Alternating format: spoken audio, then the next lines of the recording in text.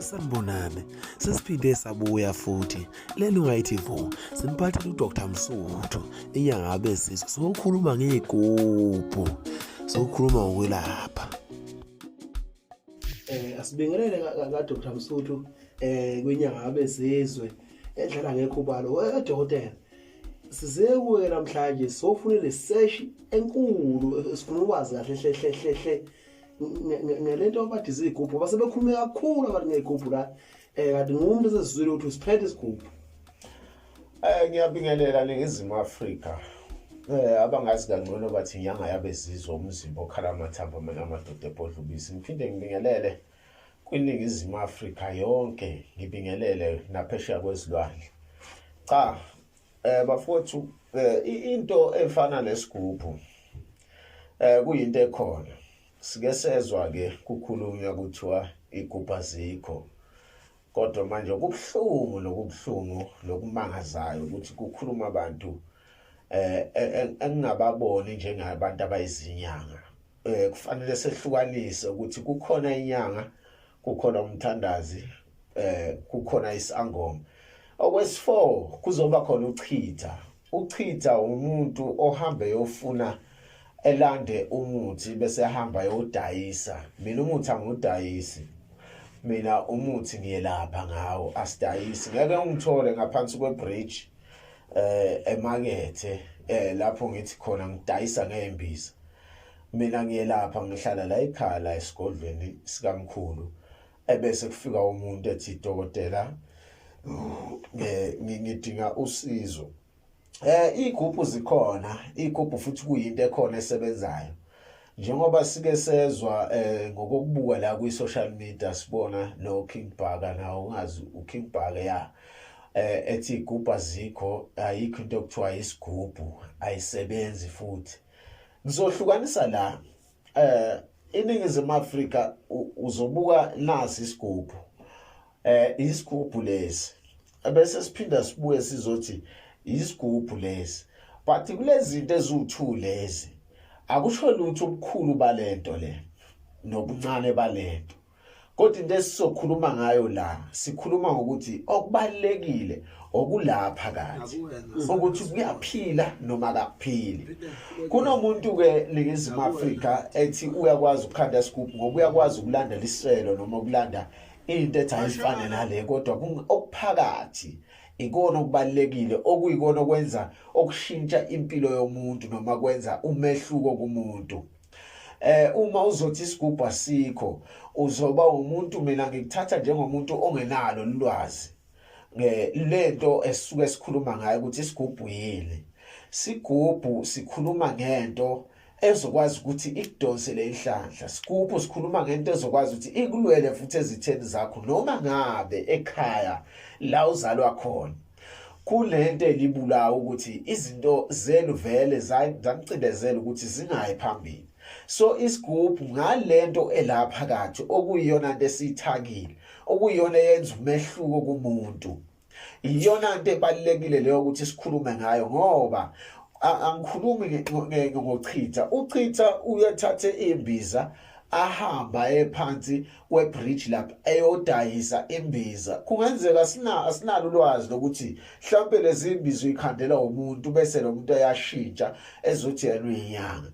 Sikhuluma thina ngenyanga, umuntu okwazi ukuzigayela umuthi, okwazi ukuzithakela umuthi, okwazi ukuhamba futhi emazweni ayofuna umuthi. Angikhulumi ngomuntu oyemazweni ayothi uyolanda nasi isigubhu akakwazi kodwa ukusikhanda. Uzobanikeza kanjani abantu isigubhu kodwa ubungakwazi ukusikhanda wena?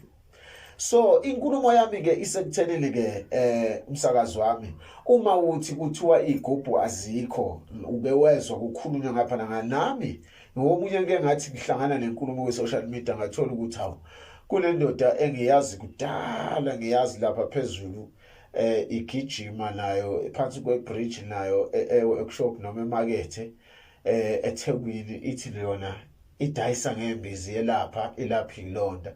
Kuqiqi sezwa khona lapho seyikhuluma ithi singuKing. So lo King siyabuzwa futhi ngasiphikisana nabo ngoba nami ngisho ngeleli la ngithi ngiyiking kodwa fanele ngisho ngento ephathekayo. Manje abantu mangabe umuntu ezothi yena into ethile ayikho ngoba nakho engakwazi ukuyenza yena. Ake siqale silungise lapho nje qala silungise ekutheleni ake ukwazi ukukhuluma ngento oyaziyo. Njengoba abantu bengangibona kwi social media isikhathi esiningi ngibhizi ngikhuluma into eningi.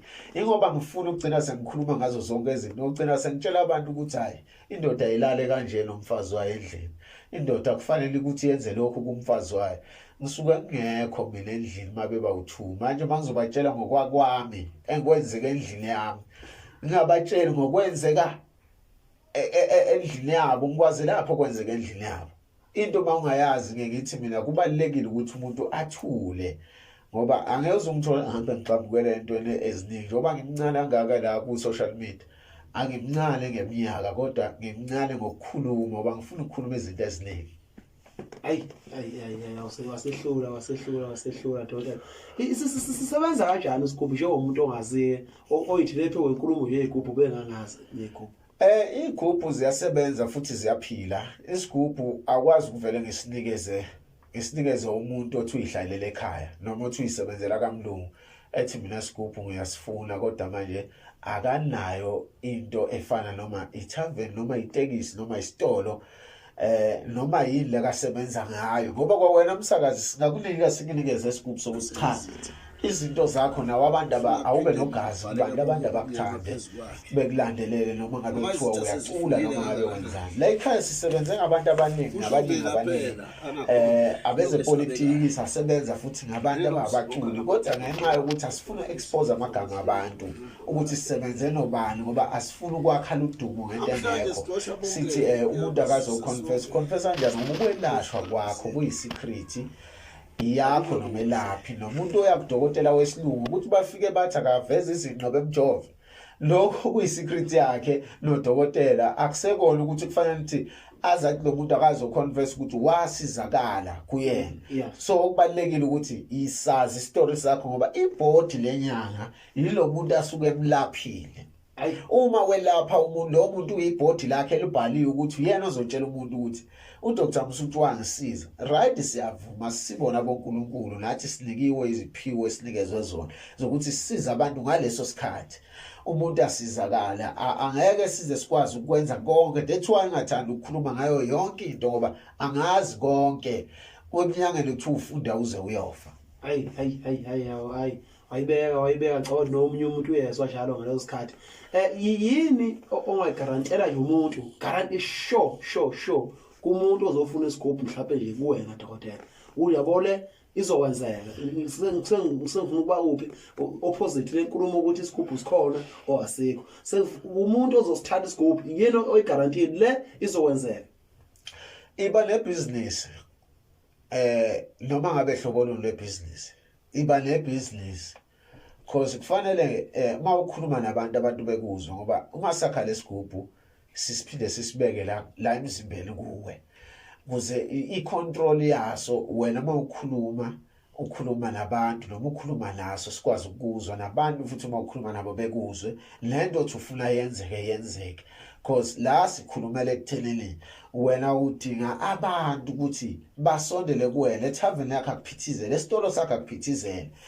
Uma uyohlangana nabantu nokhuluma indaba zama-10 nabo labo bantu bamba ama meeting lapho abakuze bavumelane nenkulumo yakho ngoba mawuzothi uya kubantu kodwa uthi ukhuluma nabantu bengakuzi noma ngabe umfundisi.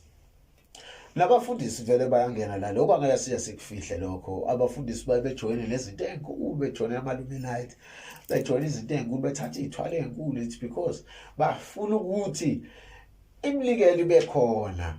Yabo nomuntu othi yena uyinyanga uthi ufuna ukuthwasa abantu uyathwasisa uyagijima futhi thina ufuna isigubhu zokuthwasisa. Mina akangizwani nokuthwasisa ngoba hayi angiwafuna amathwasa ngiyazi ukuthi ahlupha. Ufuna abantu abazohlala ekhaya imimoya bakhulume ngezithunya ekwazi ukuthi into yabo iphile phezulu komzimba wabo. Siyabonga kakhulu ngizimu Afrika ukusilalela ngalesi sikhathi. Angizophendula umuntu kodwa ngizobuya mangabe ukuthi kukhona la bantu abashoda khona noma ubhale comment section uthi Dr Msuthu mina ngicela ukwazi nalokho so bese siyabuya futhi senze ivideo ngoba lamadoda asezafika futhi la ekhaya siyophinda futhi siwavumela ukuthi angene phakathi kwakulo muzi bese siphinde sikhuluma into yaphambili. Siyabonga. Hayi sawona kakhulu. Uhlubele indlu ekhasini dokotela. Ayibonga Nkosi. Siyabonga. Please press subscribe. Siyabuya nezinye ishisa. Lena ungayithi vu.